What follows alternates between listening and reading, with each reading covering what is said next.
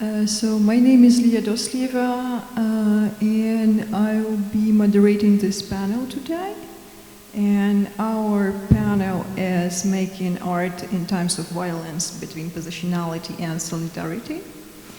And I was privileged to facilitate the art program this year, and basically from the very start, when we were kind of thinking about it, it was super sure for us that we need to have a featured panel on art, because the conversation we are trying to have here about how do we make connections across Ruta regions, how do we build solidarity, how do we talk to each other, is impossible to have without art and without role of art in all these shared struggles. And without discussing what us as cultural professionals are able to bring to the table.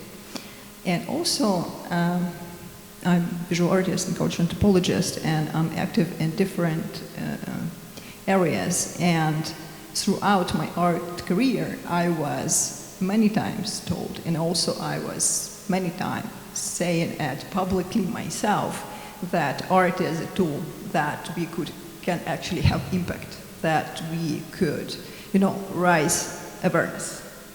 We could kind of try to create structural change here, right? And I'm using all these cliches on purpose, because it's like raising awareness, building up solidarity, etc., etc. It's a bit overused. And it's a bit also problematic.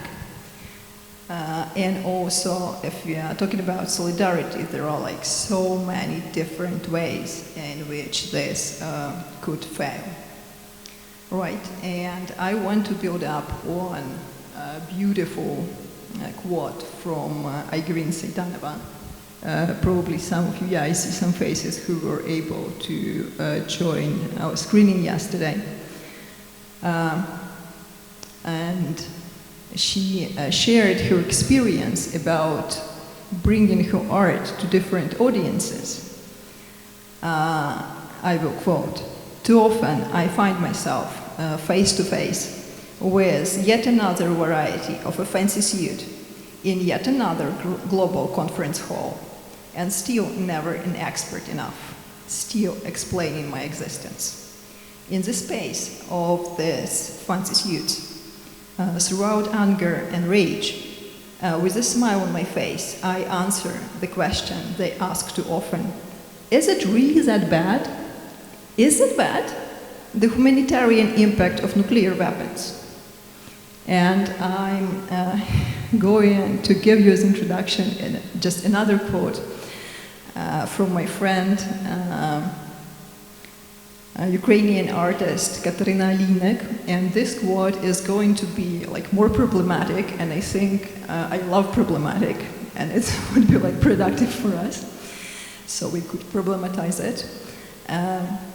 It was a zine of her conversation with another Ukrainian artist. They're both from Eastern Ukraine, and she mentioned also, she shared her experience of like, I don't know, this kind of doing this. Echo, I'm sorry. She shared her experience of functioning in the Western world, and she goes like that. At Documenta 15, there was a work about Armenians who were expelled from their lands and left with only songs about the stolen landscape, about the memory of the mountains, beauty, the valleys full of walnut trees, and the impossibility of coming back. They just sing those songs, and Germans come, watch and say, "Oh, what a pity. Whatever happens, however deep the wound is, in the end, the Germans will be looking at all of this." And like I'm saying this, quite responsibly, and also understanding that in some conversation and in some situation, this is me who could be this German. This is me who is able to be this kind of white man in a posh suit. So there are so many different positionalities, and there are so many different struggles. So my question is, how do we feel about this? How do we build something productive from that, and also basically where we are at now. Right, and let me finally introduce our speakers today. And can we maybe have Maithu on the screen again instead of this slide?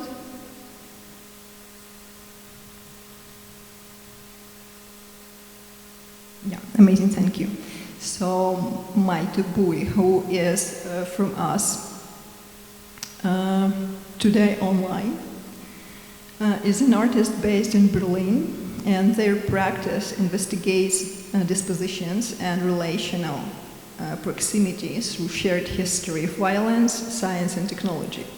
Working across video, installation, mixed media, and writing, Búi translates negotiations of life into special and situated encounters, with a particular interest in how resonance, speech, and agency emerge.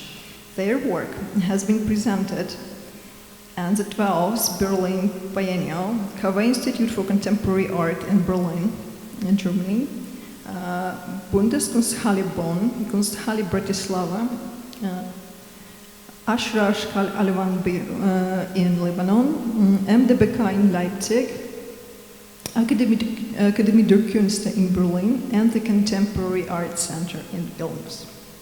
Also with us today is, in person, Anastasia Kosodiy, who is a Ukrainian playwright and director and one of the co-founders of the Theater of Playwrights in Kiev. Before the full-scale Russian invasion, Anastasia often worked with NGOs in eastern Ukraine and towns on the front line. Her international work is connected with Gorky Theater in Berlin, Münchner Kammerspiele Theater, and National Theater in Mannheim. Now Anastasia works as a chief playwright in the Lisa Ukrainka Theater in Lviv. Also with us today, Michal Murawski, who is an anthropologist of architecture and cities. He is associate professor of critical area studies at the School of Slavonic and Eastern European Studies, University College in London.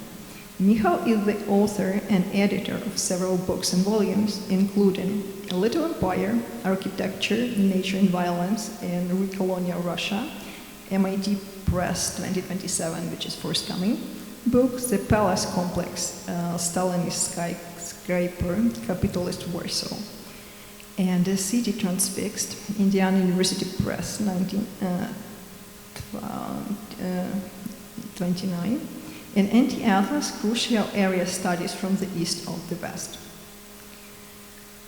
which was published in 2025. In 2025, he also was a co-curator with Bogdana Kosmina and Katarina Rusecka of Dach, Vernacular Hardcore, the Ukrainian Pavilion, at the 19th Venice Biennale of Architecture. And also today with us is Furqat Palvan-Zade, who is independent curator, researcher, and filmmaker. Since 2014, he has developed Sigma, a self-organized online platform connecting an international community of writers, activists, and artists. Since 2022, he has pursued a joint PhD in Yale Slavic Eurasian and Film Media Studies departments, where he is writing a dissertation on early Soviet language reforms and alphabets as infrastructures. He is currently working on the Mekteb, sorry if I cannot pronounce it right, summer school on eco-critical architecture, spatial research, and collective action in Central Asia. Okay, and we are going to start with a brief input of every participant, and I'm inviting Maithu. You can go first. Hello, my name is Maithu. I'm an artist. Thank you for the introduction and the invitation. Sorry that I cannot be there. Couldn't get a visa. As Lia just introduced, I'm interested in the intersection of technology science in the history of violence. And so my works are usually conceptualized around this. For me today, for a short introduction, I just want to show you some examples how I approach this. In this case, for example, during the war in Vietnam, the US military used ground sensor technology to initially detect Viet Cong and the Vietnamese army that would come down the Ho Chi Minh Trail. And by doing so, they basically threw these ground sensors from their airplanes, hoping they would stuck to the ground. These technologies back then were kind of fragile. They had kind of a communication center in Thailand where they would process the data with all these Ivy League universities, namely Stanford, MIT, and so on. Today, this technology is being used at the US-Mexico border. And so for me, these interconnectedness is something that I want to show also, given my background. That is just one of those interests that I approach in my artwork. And so within this, I basically follow the trajectory of how colonialism, decolonialism within the imperial debris are a ongoing and a phenomenon or a continuation of violence. These are just like imagery to give you an idea of it. For example, my family, they are North Vietnamese, and in the rice field until today, you will find burials, for example. So my family is buried in the rice field, and to me as a child, they always looked like landmines. As you know, a lot of countries, right now I'm in Lithuania to continue my research on unexploded ordnance disposal. Baltic countries and also Ukraine basically quit the mine ban treaty, meaning in the upcoming years they will be able to deploy and use landmines again. So this is just an example of how I deal and employ that. Another story of why I'm interested in these unexploded ordnances is really due to the history and stories of my dad, for example. As a child, on his way to school, he would find cluster munition. And as you know, during the war in Vietnam, Laos, Cambodia, the US would deploy cluster munition, meaning it's a huge bomb within their cluster munition. And millions of these are now still in the soil of Laos, Cambodia, and Vietnam. This is just a visual translation. One thing that I'm also interested in is basically the byproduct and the strategies around the survival of people who are not only demining, but really move around the soil. And for example, after the war in Vietnam in Quang Tri province, Vietnamese people were supplied with mycelium, especially those survivors who lost their limbs. And in order to still earn a living, they were cultivating these mycelium to sell the mushrooms in order to, continue feeding their families. One of the things that I'm also interested in is also the upcycling and recycling mechanisms of resources during war and after war. This is an example from Japan after the Second World War. Ceramic grenades were produced. So the government, due to a shortage of metal, they forced potterers to build these ceramic grenades that were a technique used in Chinese imperial time. And so within this, I'm interested in what Lia Zani calls bomb ecologies. She basically also researched bomb technicians and demining technologies in Laos and Cambodia, and basically came up with the idea that these ecologies can also be understood as bomb ecologies, because within these ecologies, all sorts of life forms and strategies of life are emerging. And Munira Kayat is in this book that I can recommend in her essay of Goats and Bombs, that is about a story and unexploded ordnance in South Lebanon. She proposes the idea of resistant ecologies, that within those ecologies, other forms of life are also emerging. So for me, this is just to just give you an idea of a little bit of technologies that are being deployed, right? Here I was at the Navy in Lithuania to ask a few questions how they are getting rid of naval mines, mine countermeasurements. And for example, since the Baltic Sea is quite shallow, divers until today were still deployed and diving down the Baltic Sea in order to detect munition. But today, because also Lithuania is becoming more and more technologically advanced, robots, unmanned vehicles are used. So this is the kind of common effort between Estonia, Latvia, and Lithuania. Every year with NATO, they are basically retrieving neighbor mines and all kinds of unexploded ordnances that were dumped in the Baltic Sea since the First World War. Just to give you an idea, these places I'm going to research. This is a very incomprehensive overview of what kind of technologies have been researched and tested. As you know, there are like things like the prodding device in order to stick into the ground and see whether there's an object. So it's quite dangerous. Metal detector, the usual kind. This is another form of a detector. During war, the military is using minefields, line charges, because in order to detonate bombs, it's better to detonate them with more bombs, because it's quicker for safe passage. These vehicles are called minefields. They are basically rolling over a contaminated area and detonate the existing unexploded ordnances. Another idea Afghan brothers had since they were studying in Eindhoven is the mine caffon. It's basically a device that is DIY and cheap. It consists of bamboo sticks and plastic, and through wind erosion, it rolls over the area. And I don't know if you know, but some explosives are designed in a way that they would only detonate given a certain weight. And so the idea of that technology is exploiting exactly that. As I told you, divers are also deployed in the sea, but DARPA, the US military, has been training dolphins and sea lions due to their sensory capabilities and sonoric effects. They are basically deployed in order to detect all kinds of objects and to secure sea cables as well.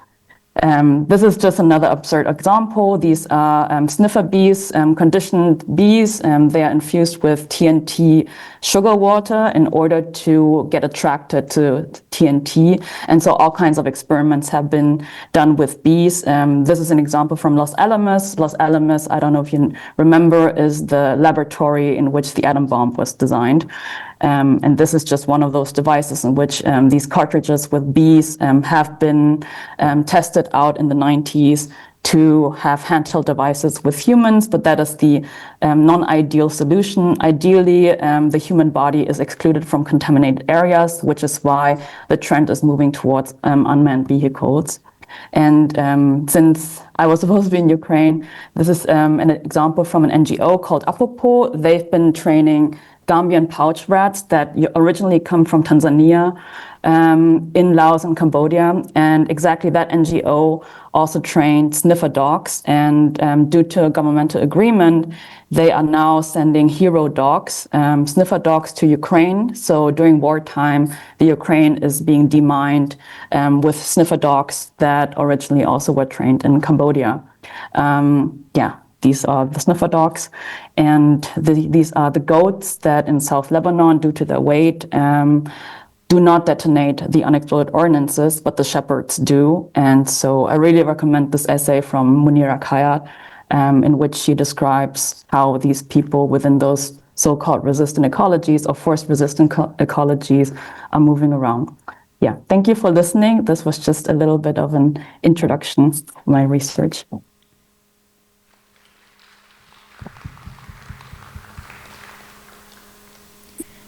Okay, thank you so much. So I think, Nastya, the floor is yours. Hello everyone, my name is Anastasia Kosodiy, and as Lia told you, I am currently working as the chief playwright of Les Ukrainka Theatre for like a month and a half, I think now. But I have to say this is quite unusual change for me, both geographically and employment-wise. Because I'm originally from Zaporizhia, which is in the southeast of Ukraine. Well, yeah, okay, sorry. Also, I was working as a playwright, but as an independent playwright since 2014. The time of Revolution of Dignity was also the beginning of this grassroots movement of many, many Ukrainian theaters to create independent collectives and start basically performing and writing about current events, because at that time Ukrainian government theaters didn't actually want to touch the topic of Russian war against Ukraine. Now it changed drastically, but that's how we began. And since the beginning of full-scale invasion, I moved to Berlin, and I continued actually my work there as a playwright, as a director, as a curator. It wasn't a new place for me, but it's, I think all of you know that once you actually move somewhere, it's quite a different situation when you're just visiting and doing some gigs and projects. So for our discussion, I thought I will contribute a topic that I will actually expand much wider on a lecture that I will be reading 2 days from now in Lviv. This is a lecture about humor in dramaturgy, in playwriting, and especially the humor that the minorities can use and the humor that can be accepted by the, welcoming countries, let's say. But the story is very short. It actually happened in, I think, 2024. We were in Berlin in one of the theaters in Friedrichshain, and there was a reading of Ukrainian plays. One of the texts was of Andrei Bondarenko, my very good friend, a very good playwright. The play was called Atomic Mermaid. And the play is a collection of several stories, and they're all tragic-comedical, leaning more into tragic side. Like, for example, there is a story about atomic mermaids in Chernobyl, which is like sort of poetic way of using this metaphor and dealing with the tragedies. There is a story also about the guy who, with every air alarm, turns into a drone, and his girlfriend is not very happy about that. So on.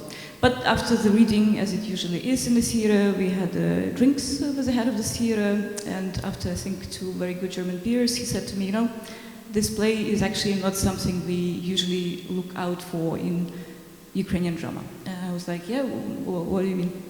And he said, well, when I'm as a curator is looking for Ukrainian drama for the German theater, I usually look for, something tragic, something about death, something about war, of course, something about, And I was like, oh, interesting. So, because this is funny-ish a bit, this is not your cup of tea. And he was like, yeah, wouldn't be my first choice. And I thought, okay, this is, that's interesting. And I don't know, maybe we'll have time, because I'm sure you all have experiences when the joke is not understood or is pretended to not be understood by the audience, let's say.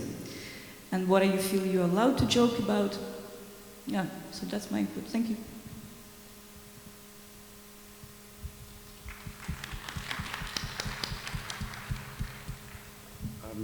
Thank you, and thank you, Lia, for the invitation to join this conversation, and to Teresa and the Ruta team for putting us up here. And I will just say a few words about, on the basis of a text that I wrote, published in Artslooker, and actually I wrote it partly with this panel in mind. It's the only text that I've written this year which isn't connected to the book that I'm trying to finish. So I kind of excused the fact that I was writing this text with the justification that it's connected to the theme of this panel about solidarity.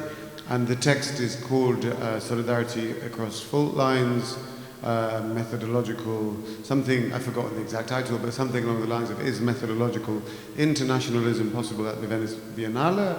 And it's connected to the experiences of the Venice Biennale for the last couple of years. I was one of the co-curators of the 2025 Ukrainian Pavilion, together with Bogdana Kosmina and Katerina Lisecka. I was the kind of the Zahidny Kurator. I was hence the t-shirt that I'm wearing, which I see somebody else in the audience is also wearing the same t-shirt. So that's good. That also has a meaning, I think, and there's multiple layers of meaning and significance of this particular t-shirt, its design, and the person who designed it, but we can elaborate on that later or in private. But my role was kind of, I'm neither really Western because I'm Polish, but then I live in the UK and I'm not really a curator either, so there's all sorts of layers here. As part of the public program for the pavilion, which was about emergency reconstruction practices, in Ukraine during the war, and also about their connection to vernacular housing practices in Ukraine. We organized a discussion program called Planetary Hardcore, which was supposed to be about repair and reconstruction during wartime in different wartime contexts. And the opening discussion of this public program featured Lebanese and Palestinian and Ukrainian activists and architects and authors. Ksenia Kalmus from Klim Drones, and formerly of Lviv Bereg, which is a reconstruction collective, Yulia Yurchenko, who's a leftist political economist who most of you will know, Dimas Ruji, a Palestinian architect and artist, Hussam Abu Salem, and Emilio Stretti, both also, well, one is Italian, one is Palestinian, working on practices of repair in Palestine. And it was a very good discussion. It was a difficult conversation. We can perhaps talk about it later, but it's an example of, I think, a positive, an awkward, halting, but ultimately positive attempt to create this solidarity across fault lines, which was not easy, but was, I think, worth doing. And then a year later, 2026, I just kind of noticed that all of these calls, so the genocidaires returned to the Venice Biennale this year, famously. The Russian pavilion was allowed back. It was supposed to only open for the opening days, but actually it's still open, according to people who are visiting it now, and they're giving away free vodka and sausages or pelmeni or whatever it is that they give away, and it has all these Buryat artists taking part, and it's this kind of indigenous washing of the Russian Federation. It's disgraceful. And the Israeli pavilion is also back, although it's currently located in a temporary headquarters in Arsenal rather than its standard pavilion. So this was noted, but I kind of noticed that all of the calls to boycott the Israeli pavilion and the calls to boycott the Russian pavilion were happening. I mean, I wasn't the only person to notice this. People were talking about the fact that they were isolated from each other. These discussions were happening in parallel rather than happening together. Very few people seemed to be drawing the connection between these boycotts. So I decided, in my awkward positionality as a non-Ukrainian, to try to publish a letter signed by various Ukrainian participants of projects in Venice, and together with Bogdana Kosmina and Katia Rusecka, we drafted this letter, which for various reasons that you can read about in the text, ultimately we didn't publish it. It was too complicated, it was too difficult, there were too many questions left to answer. And in any case, and that was in itself an interesting process, but in any case, this whole process was overshadowed by the kind of collapse of the Venice Biennale this year, which was partly triggered, to speak of positive examples, through let's say, political decision taken by the jury and spearheaded by the Ukrainian-American curator Marta Kuzma, who was very much the idea giver behind this proposal to not award they announced before the opening of the Biennale, for anyone who's not familiar with this here in the audience, that they would not award the Golden Lion to any country whose leadership is wanted for prosecution by the International Criminal Court, i.e. Russia and Israel. And so the whole Biennale collapsed, the jury resigned, the Golden Lion turned into a dead dog, as one author put it, and the Biennale turned into a kind of festival of protest. But again, even here, the protests themselves were replicating the methodological nationalism of the Venice Biennale, which was, of course, like the most nationalist format that you could possibly have. It's a real kind of nationalist art jamboree. And the protesters themselves seem to be replicating this logic. Many of the protests that were organized by Ukrainian activists, by Russian oppositionist activists who were very much in presence at the Biennale. Pussy Riot had by far the loudest protests of anybody for perhaps obvious reasons. They were only speaking to their pavilion that they wanted to cancel, and the Anka Alliance, who were organizing the Art Not Genocide Alliance, were only interested in one genocide. They were resistant actively to attempts to integrate Ukraine or other ongoing genocides too, but in terms of their presence at the Biennale, Ukraine and the Russian pavilion into the conversation. And I'll stop in a second, but I just wanted to mention this kind of encounter I had with representatives of Anga Alliance, one of whom had taken part in our public program in 2025 in Rome during URC, and we had a good relationship with them. And I bumped into them the day before the big strike, when a lot of the pavilions were set to go on strike, and they agreed with us that all occupation is a crime, from Ukraine to Palestine, etc., etc. And they gave me some materials to give out to try to convince as many Ukrainian and East European participants and whatever participants from our circles to come to the protest. And then I read this guide to complicity that they distributed, and the guide, you can see a picture of it in the text. I started reading it because I was kind of giving it out to people, and then I had a look at the text, and they marked the guide to complicity marked particular countries, but not others, as complicit in Israel's genocide of the Palestinians. The number of countries and the selection of countries marked as complicit seem to be rather subjective. Greece, for example, which has signed billions of dollars of defense contracts, is perhaps Israel's most loyal client in defense in the European Union, was not complicit.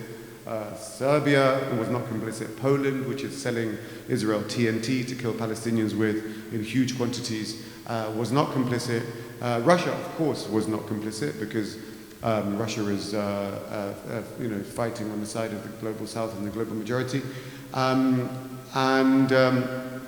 So I was like curious as I turned the page from the Giardini section to the Arsenale section, which is where there's a little map there with countries marked red or white, and the innocent countries like Russia are white and the bad countries are red.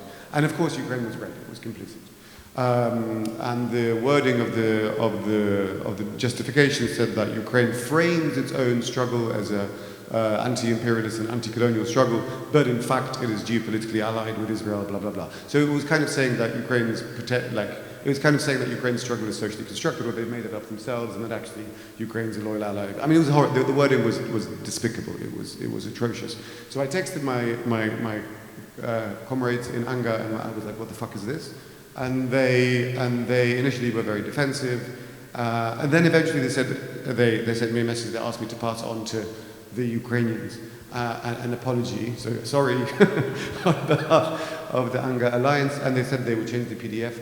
To this day, the PDF is unchanged. So there's more to say. You can read about it in the text, but that's just one anecdote to begin with.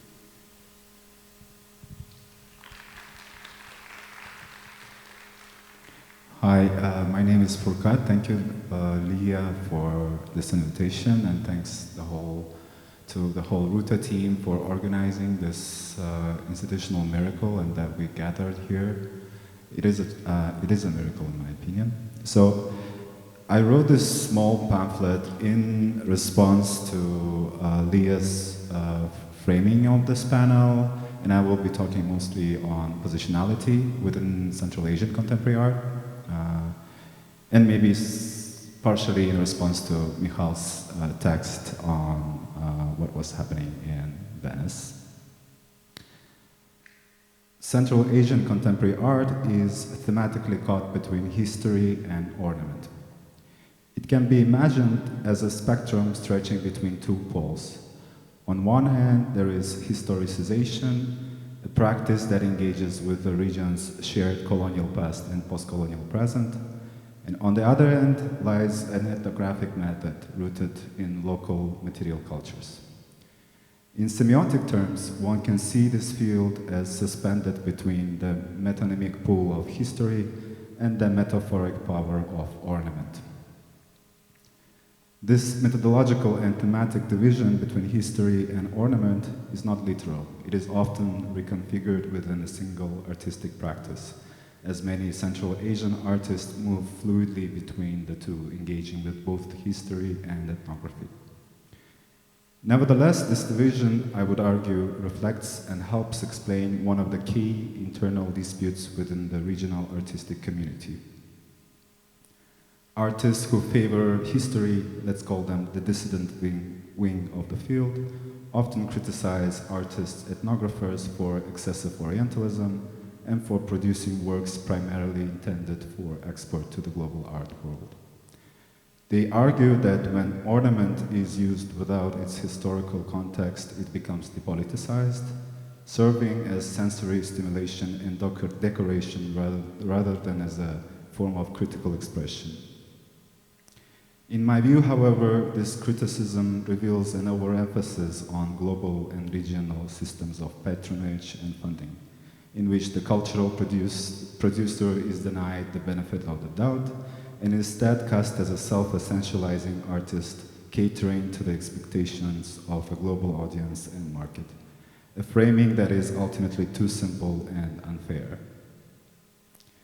This overall description of the Central Asian artistic field caught between ornament and history should not be used to produce value judgments. Rather, I make this distinction to underscore that both methods are working toward a common goal, a collective artistic project constructing an imagined museum of Central Asia within the imagined global museum of world literatures and cultures. Whether regional artists engaged in this project affirmatively or subversively is not the point here, as both serious and ironic registers reflect the shared obsession with the national. This obsession is so persistent that it cannot be fully explained by the whims of Western curators, their gaze and the horizon of expectation they project onto Central Asian art scene. The more interesting element here is the artist's agency, a combination of genuine search for authenticity, their ambition and anxieties, or their willingness to perform the national. Contemporary art, imagined as a world stage, does not function merely as a naive or feel-good exhibition of world cultures and arts. Rather, it operates as a site of contestation and struggle, constantly reshaped by its agents, and as the current edition of Venice Biennale demonstrated, can lead to dramatic institutional failures. It can also provoke criticism within a national context, where each instance of global representation is scrutinized for its truthfulness and artistic merit, both in content and in form.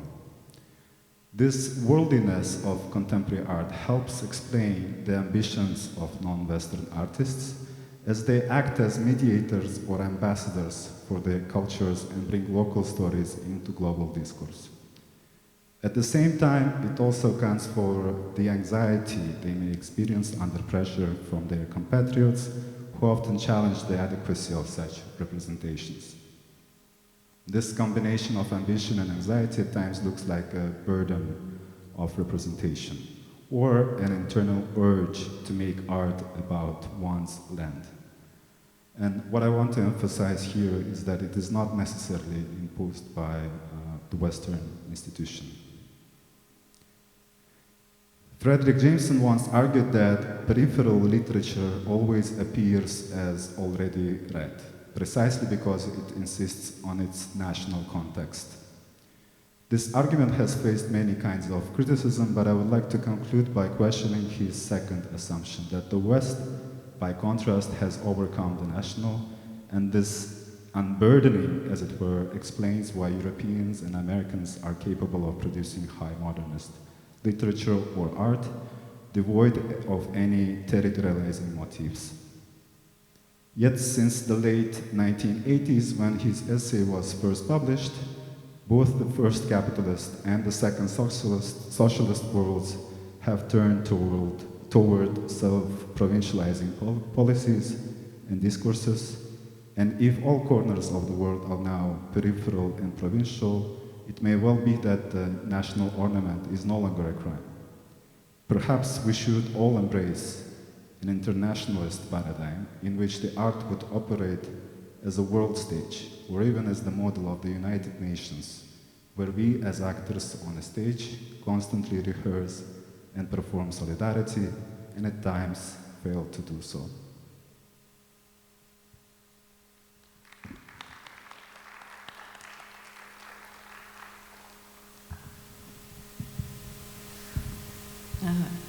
Okay. Thank you, everyone. So I think like we have a variety of thoughts, we have like variety of different positionalities, and like going back to this question of building solidarity across different positionalities, I don't know, like what do you think? Could we actually bring to the same table, I don't know, this conversation that would fit bomb ecologists, atomic mermaid, different struggles that coexist at the same time, and this positioning of Central Asian or any other art that is not like, I loved what you said, like the caught between ornament and history, but also not necessarily positioned in that way by Western curators, but maybe also by some other intentions, by some other actors.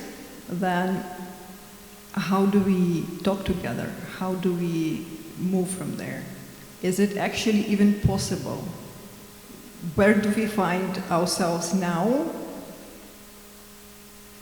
between this kind of institutional struggles and our own struggles and this position where we're trying to talk to like men in suits, but also to each other, but also trying to find like your pathogen side, right?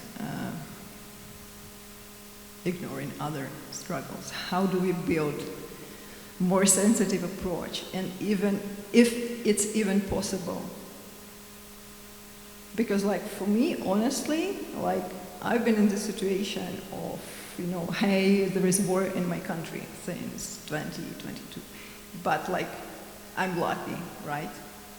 Because for some people it happened like much earlier and they were not as popular as Ukrainians, right? They were not on the screen.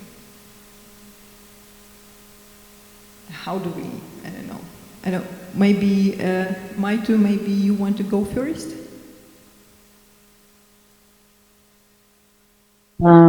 Yeah, difficult question. I think for me, yeah, thank you also for the question, the difference or like the tension between positionality and solidarity.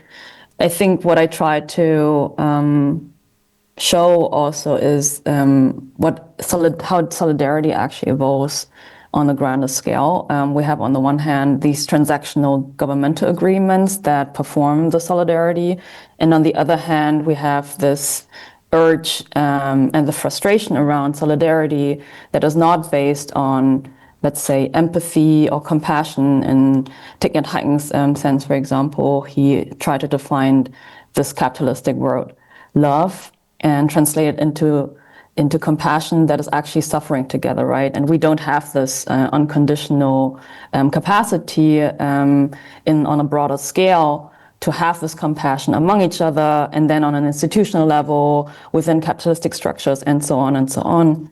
And for me, for example, as an artist, I divorced myself from the idea that, also as Michal wrote in the essay, thanks you for sharing it, that art can change structurally anything. Not that I, don't think that art as a device or as a tool or as a practice can imagine different worlds. More of like the constraints in which we are working in. For example, one of our shows that I've been in was censored because one of the artists had the death toll of Palestine just on their website. And that was already, a reason for the institution to cancel the whole show. But rather I invest my free time and my resources in solidarity infrastructures, and that's why I'm so thankful that I was invited to the Ruta Association conference. Within my own collective, it's called Solidarity Infrastructure. We're just a working group. We are a group of policymakers, lawyers, funders, also artists, activists. And what we're doing is, as artists, as policymakers, and so on, we use our mobility and our network in order to find money and funding for communities that are in societies where funding is scarce. And the idea is to help them with land acquisition and space acquisition, because in so many places that fall under the scope, usually it's really hard to organize. One of our examples is Bosnia. Due to the rotation of the government, organizations there have a difficult time to even just sustain their organizing infrastructure, also due to poverty and corruption and so on. And so how can we allow for communities that are vulnerable in times of violence to just gather, just think, have a space to play, have a place to produce art and envision different futures? I think for me, personally, this is more important than, you know, saving the art world, because honestly, I don't think we can. But yeah, maybe that's just my opinion. Moving on. Okay, thank you.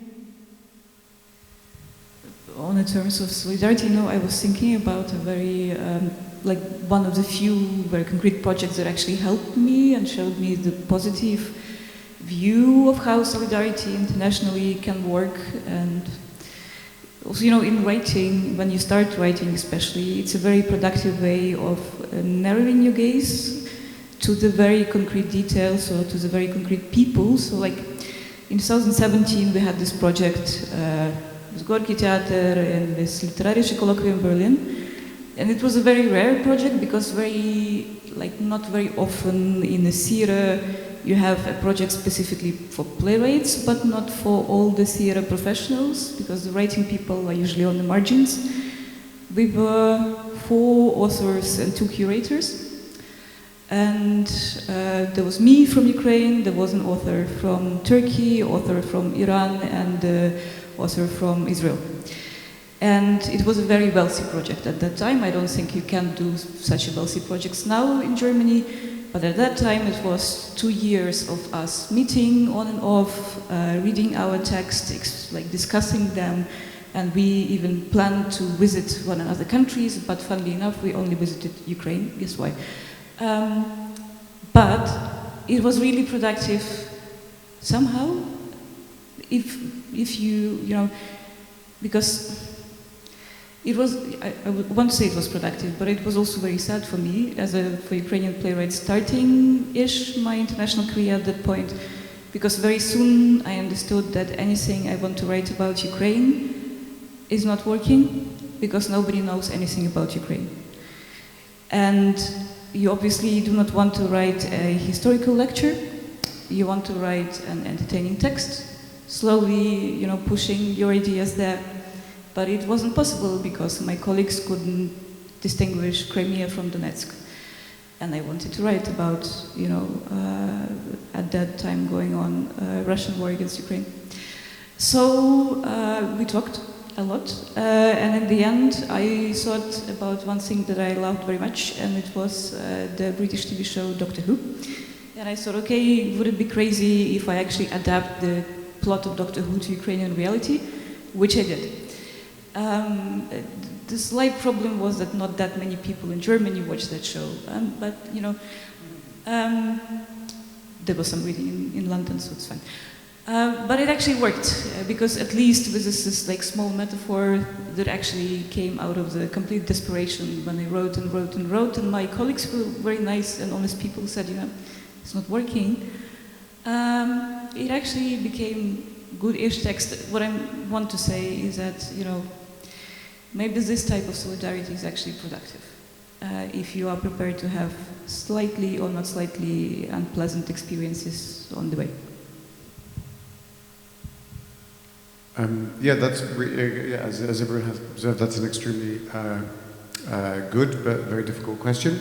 And I think while thinking about what I was going to say, I've forgotten what the original question was, but I'll try and answer it anyway. About I think in terms of I think this room and this entire conference is an example of a place which functions extremely well in order to cross fault lines and to have these discussions. And in a way, it almost functions too well. So I feel a little bit like perhaps we're speaking to, we're preaching to an audience of people who agree with us already, although maybe somebody doesn't. So please let us know if you don't, if there's anything that we're saying that you don't agree with. But I think that I wanted to say briefly something about comparison and something about sharing. There are often conversations with people whose wars are on other sides of geopolitical fault lines, resisting the logic of geopolitics, somebody said yesterday, right?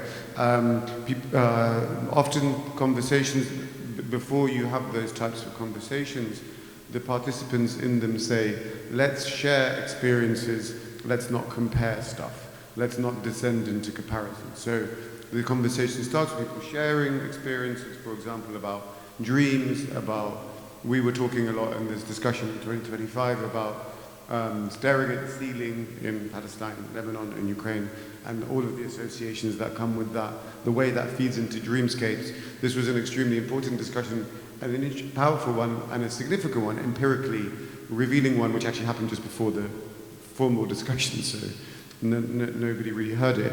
But then when the conversation continues, it tends to descend into comparison and into kind of death count comparison. Which war is unprecedentedly the most brutal, has affected the largest quantity of people. And I think rather than escaping from those types of comparison situations and denying that we will inevitably engage in comparison, working towards a kind of critical comparative practice is an essential thing to do. So let's not pretend we're just sharing. Let's accept that we're also comparing, and that's kind of, I mean, there's multiple methods, theories about kind of reflexive, empathetic comparison, etc.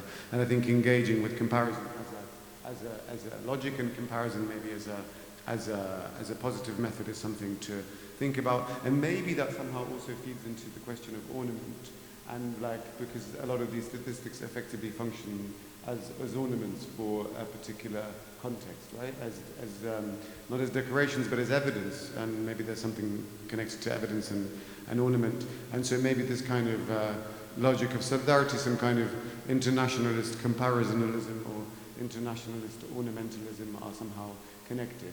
And that feeds into, I suppose, a question that I had for you. I don't know if that's, am I subverting the logic, but that's something that you made me think of. What? That's fine. Yeah, that's fine. Yeah, thank you. Yeah. Go. Ask your question. Or No. I mean, I'm still answering your question, but then it also made me think of something that this mic seems to be louder. Of something that Furqat said about whether there is a aesthetic of solidarity and whether ornament is necessarily the opposite of this aesthetic, or whether ornamentalism can be integrated into a solidarity aesthetic. But maybe that's a general question as well. Yeah, when you think about, I don't know, I'm not an expert in the scholarship on solidarity, but we discussed it with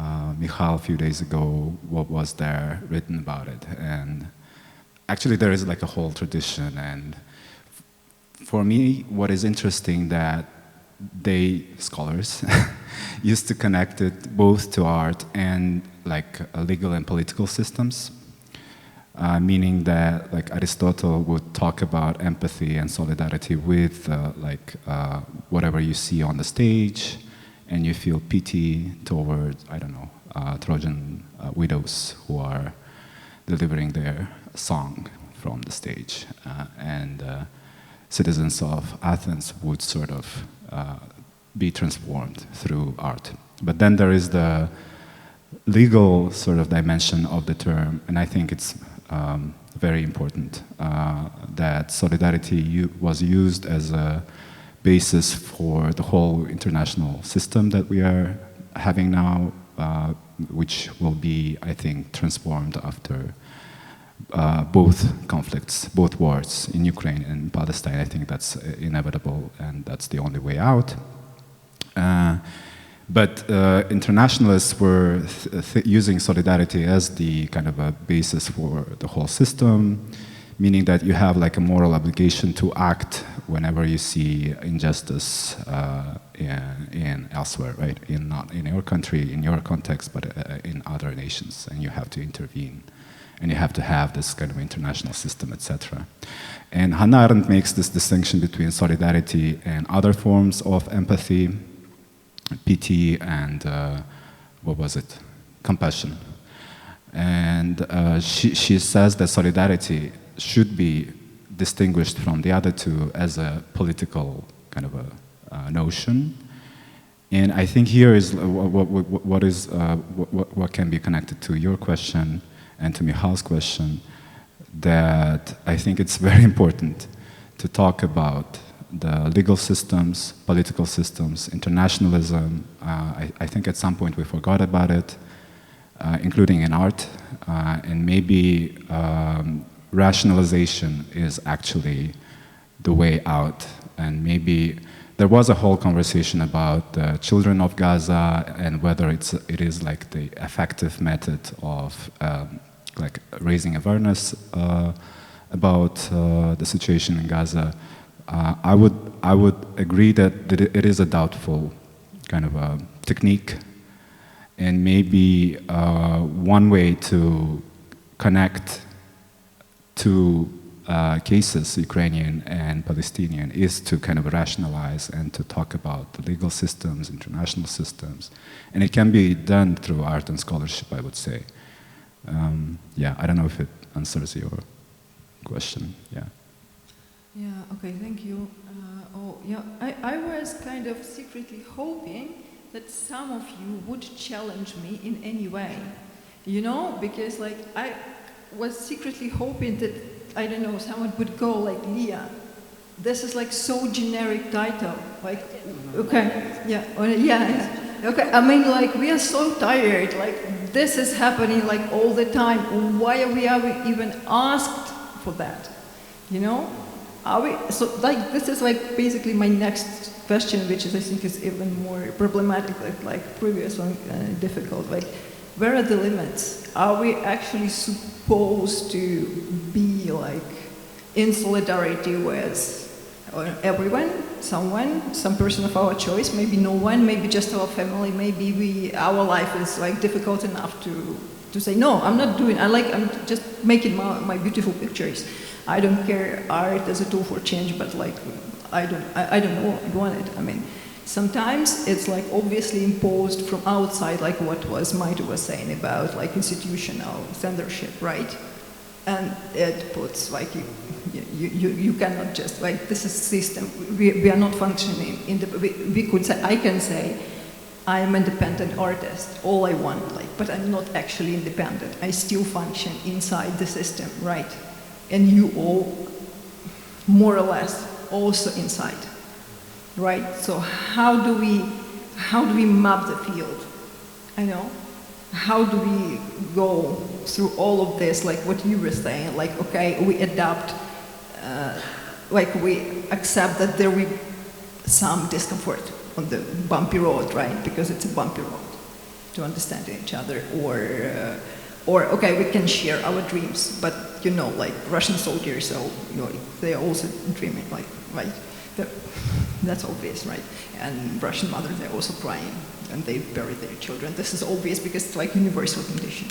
So then, how do we have to be kind of in solidarity with them? I mean, I don't know, like, but there is also what you were saying, that there is a legal frame for it, right? So it also kind of maps the field, like, put some borders, you know. So, yeah, so I mean, I don't know. Do you want to build on it? Okay, yeah, I know. Maithu? So we're doing the same round. Yeah, good question. Are we supposed to be in solidarity with everyone? I think when it comes to this, intuitively, I would answer, we should not give in the replacement of human relationships, because that would be just too capitalistic. So I think for me, the instinct to resist that and still try to form, you know, relationships is important. I do see the problematic, and I've seen, I live in Berlin, and I've been to so many symposiums, and I think one of the problems I saw was the general feel of trauma bonding that would dominate a symposium or conference, instead of what we already touched upon, tools and strategies around agency, how to maneuver censorship, repression, how to form and organize, for example. I think one of my friends is teaching in Paris, and she was like, I'm going to teach my students maybe to build posters during a protest in which we would just say, let's meet here at this corner at 3 p.m. and see what happens. And that's why for me personally, finding and helping people to have spaces is so important, because revolutions and all kinds of resistant movements came out of spaces and not just online, right? I think we've seen it during the pandemic. People stopped organizing because these informal spaces in which we can have tea and a little chat or whatever are also used in politics.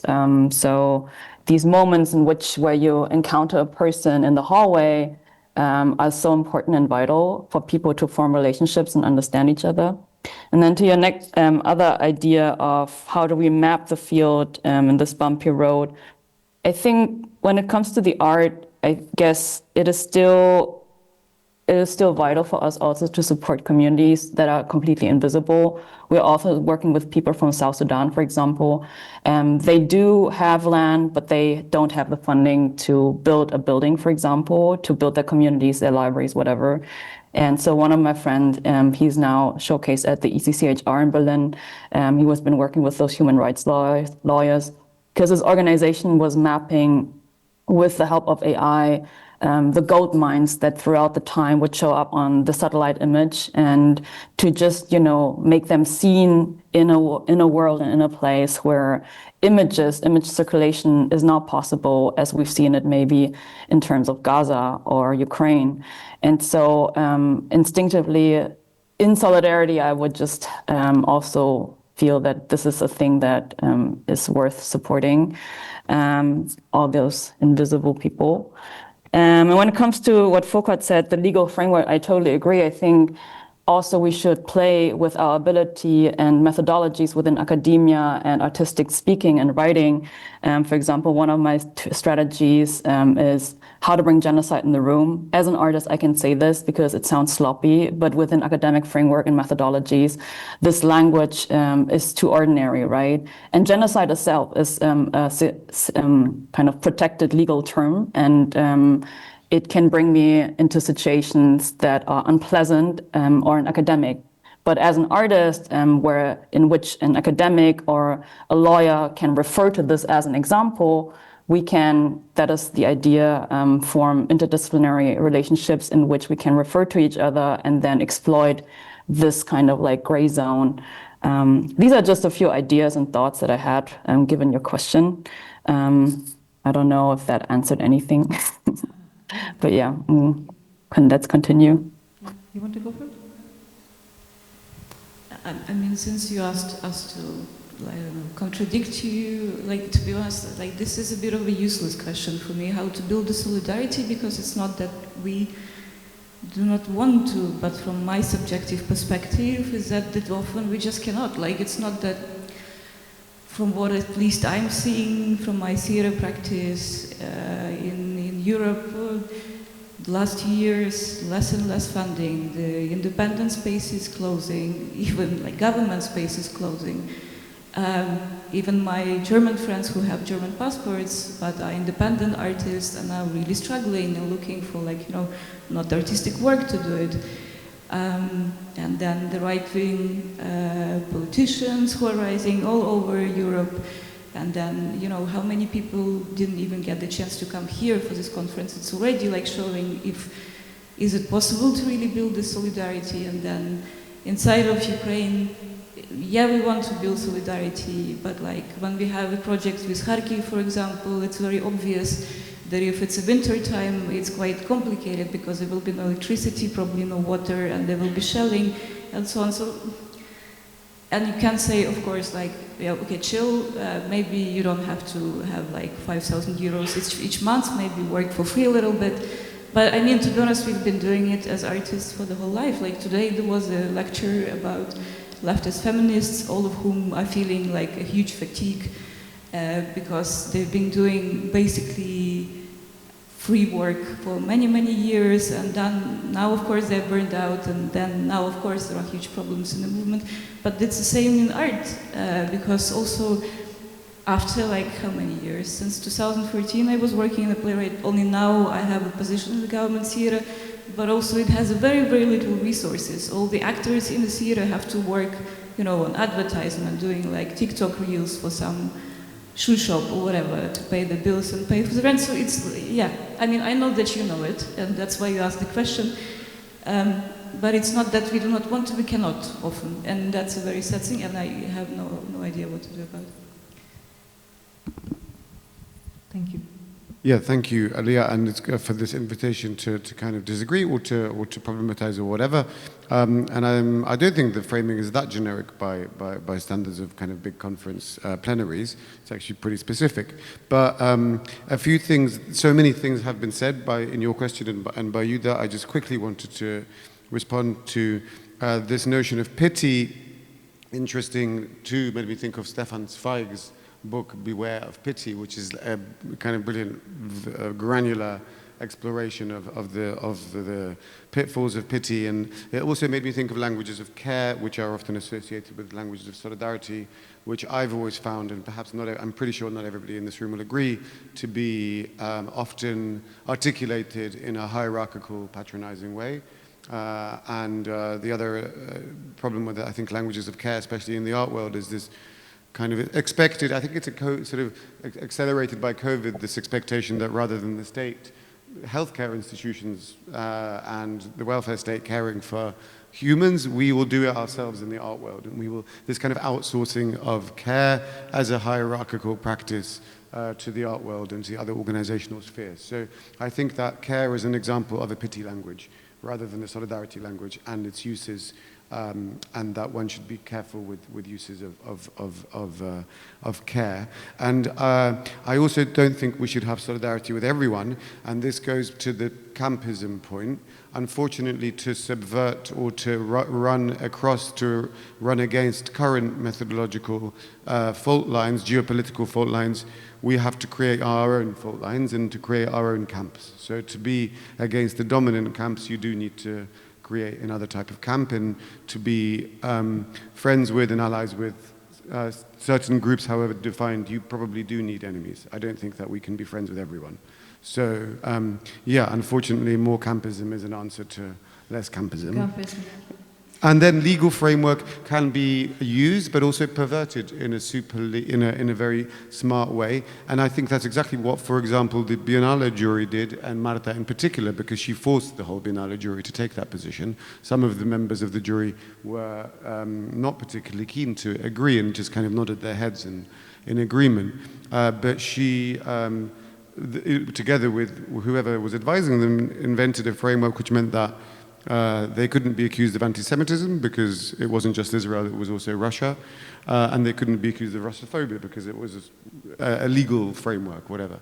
So I think this is a great example of a really kind of, to most international lawyers or lawyers probably would have said, no, this has nothing to do with international law, but they did it anyway, and they broke the art world. So I think in hopefully a generative way. Thank you. Yeah, I don't have anything to add apart from this very specific idea that you cannot be in solidarity with everyone. Yeah, you can treat everyone as humans, of course, but solidarity is a political and legal, I think, term, and it's contingent. Like it's not. It is like a basis for a political contract and agreement. So it should be selective. Yeah. Yeah, Maithu, do you want to add something? Yeah, I think it should be important to say that with that, I don't mean we should be friends with everyone, but what I mean is within this project of trauma bonding and pity and whatnot, it is vital to learn how to move within these systems in order to learn also about counterinsurgency, because we have all these opportunities to gather and think and talk. And yet we spend so much time on being exhausted and frustrated about how it goes, to an end point where we don't think that solidarity is fruitful. And for me, it's really interesting and important actually to open and keep these spaces open, to not see counterinsurgency as something that is dangerous, but actually that is something that we need to learn from our ancestors maybe who've succeeded in one case or the other, who failed in one case or the other. And yet we spend usually a lot of time in sharing and comparing, as Michal already said, and yet we don't share and compare those failures and those successes when it comes to counterinsurgent ideas and strategies and tools. And that is something that I want to emphasize on the idea of we need to build solidarities in order also to learn from each other. Yeah. Thank you for the panel, and thank you, Lia, for highlighting my monologue yesterday about fancy suits. My name is Aygirim Sitenova. I'm a nuclear justice advocate from a nuclear affected community in Kazakhstan. And I thank you for a great panel. I would just like to start with an example and also then to give a bit of feedback. An example of solidarity movement during Cold War era, one of the successful, at least for me, which ended nuclear testing for the whole world, was the movement called Nevada Semipalatinsk movement in 1989, which led by our Kazakh poet and philosopher Uras Suleimanov in 1989, which united two completely opposite people from Soviet Union at the time and from Western Shoshone Nation in Nevada, which were impacted by the nuclear test in Nevada, at Nevada test site. They didn't have any resources, they didn't have any budgets and money to organize, and at the time they didn't have any digital resources as well, but millions of people went on the streets. They mobilized each other across different cities despite the repressive Soviet regime in Kazakhstan at the time. And then already in 1989, of course, because of the kind of Gorbachev opening a lot of things, a lot of people from the USSR at the time traveled to Nevada to try to advocate for the closure. And then the comprehensive test ban treaty was adopted. So now the moratorium on nuclear testing is in place. Unfortunately, North Korea didn't follow that. But I just wanted to give a bit of a feedback in terms of kind of say, that was sharing, compare what you said. I think that instead of comparing two completely different parts which were fighting during Cold War against each other, they actually shared similarities of those who, kind of suffered from nuclear weapons and nuclear-induced violence. And the last thing, just to comment, I made this example because I was really struck when when you said that how to build solidarity when there is no funding and etc. So do we actually put a price tag on solidarity right now? Do we do that, or do we kind of envision it in a very different way? We're all, as Maithu said, we're all exhausted, where a lot of us are burned out, a lot of us going through so many traumas that are either intergenerational, collective, currently ongoing, and etc.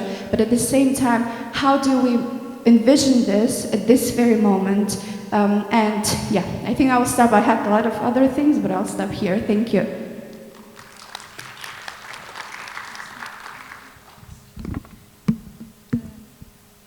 Thank you for the feedback. Just wanted to maybe give my feedback. Yes, we do sometimes have to put a price tag on a solidarity from my perspective, because I'm not working in theory, I'm working in very practical art. And yes, art costs money, unfortunately.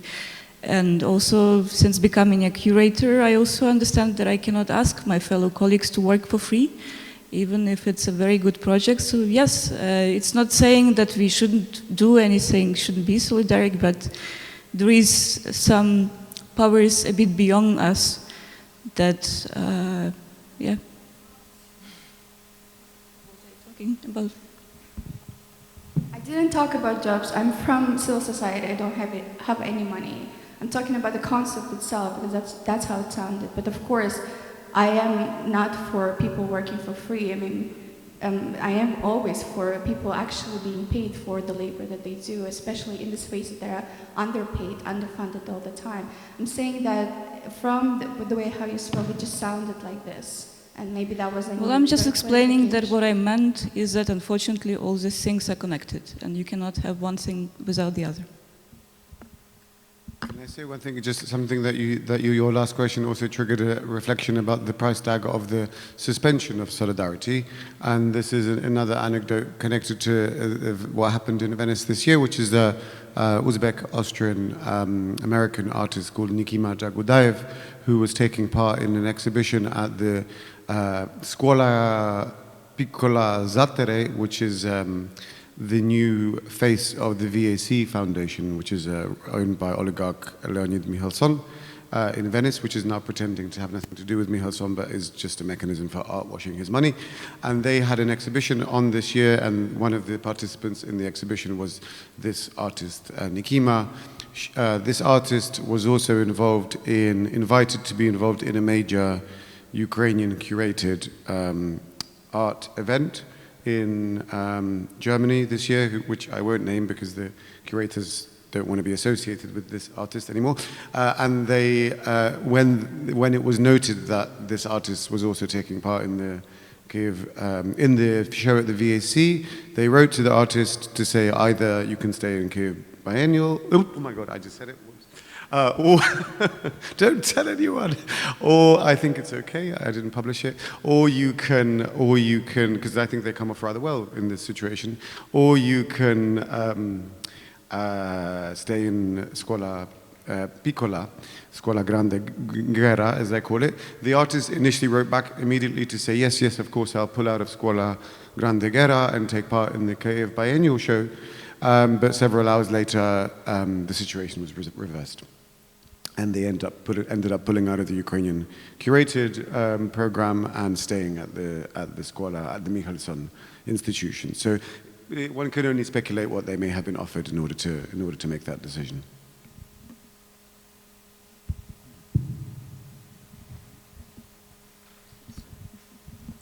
Maithu, do you want to maybe say something, or shall we take? Okay, we can take another question then, I think.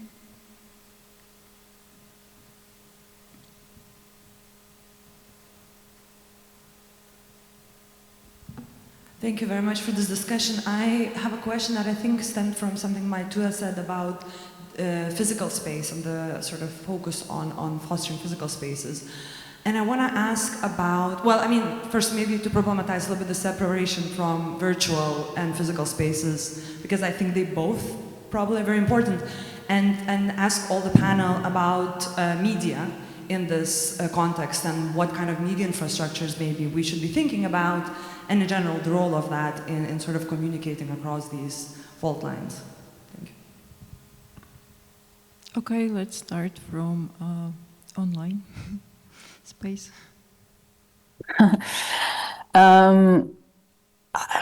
Whatever works, I guess. That's why I think it is vital to have space, either virtual or physical, together. For example, within my collective, we've been meeting remotely for years, and we will see each other again in physical space.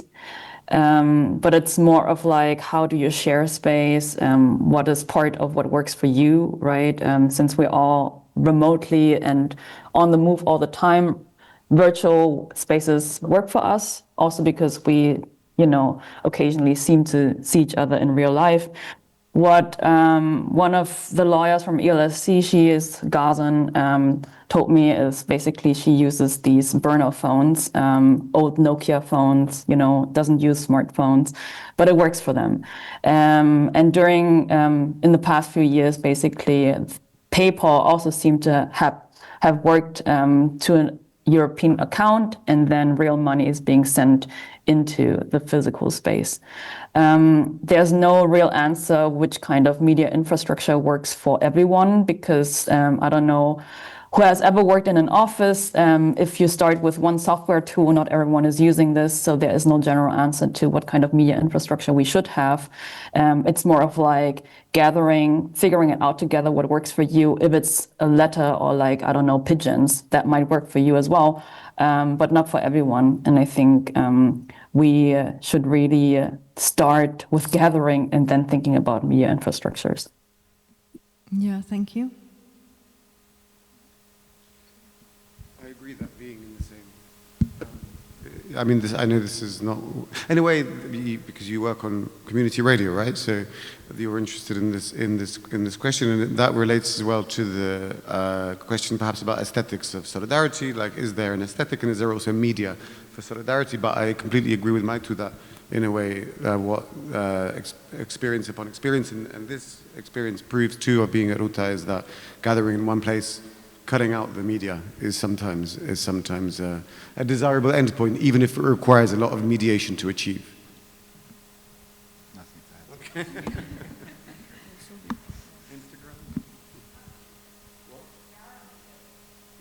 Yeah, okay, guys, then I think thank you everyone for coming.